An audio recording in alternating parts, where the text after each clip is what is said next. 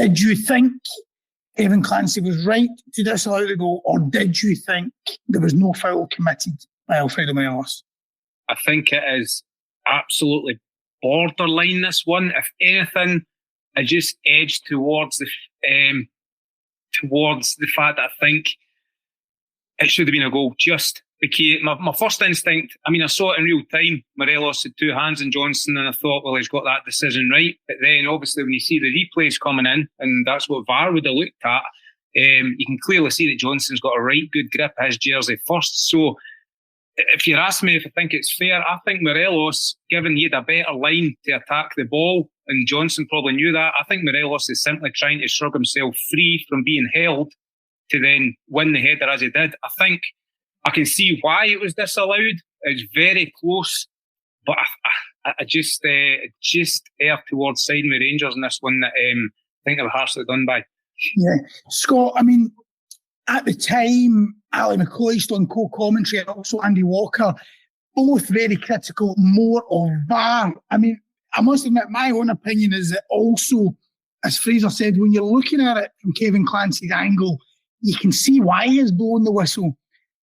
And Michael Beale also said after the game, he was more annoyed with VAR. Ali McCoist and Andy Walker were the same, saying they called Kevin Clancy over to have a look at it in the monitor.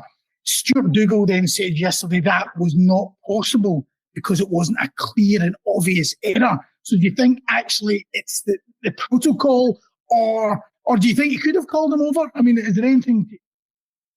I think Stuart Dougal's spot on the money there. It's the protocol. It's got to be a clear and obvious error.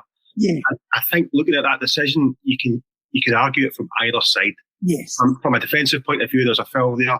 From an attacking point of view, there's a foul against the striker. I think it's 50-50. But the fact is, there are so many people who are actually saying the goal should have stood because both were given as good as they got. You know what I mean? Alfredo and Alistair Johnson were both at it. And I even spoke to former Celtic striker Charlie Nicholas the other day, and he was adamant it was a goal. You know what I mean? Mm-hmm.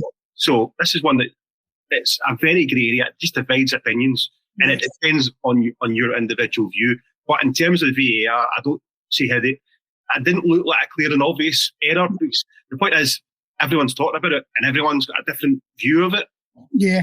It's not like black. It's like, this is definitely a foul, or this is definitely not a foul. So that's the issue, and that's the grey area, and that's the issues that always have to come up with VAR. Yeah. Fraser, I heard a couple of people saying what Kevin Clancy could have done was just let the goal stand and then let VAR sort it out. It'd be interesting to know what decision with the committee then, wouldn't it? Yeah. The clear and obvious error thing Scott rightly points out, you can just keep arguing down the levels about what is clear and obvious. I mean, the fact we're talking about it, and it's for 4 days on, 3 days, 4 days on, we're still talking about it, doesn't mean it was a clear and obvious error. Yeah. As we both said, it was borderline. So I think that in itself says it's not clear and obvious. Kevin Clancy clearly thought he saw a push, which he did. He didn't see what came before that.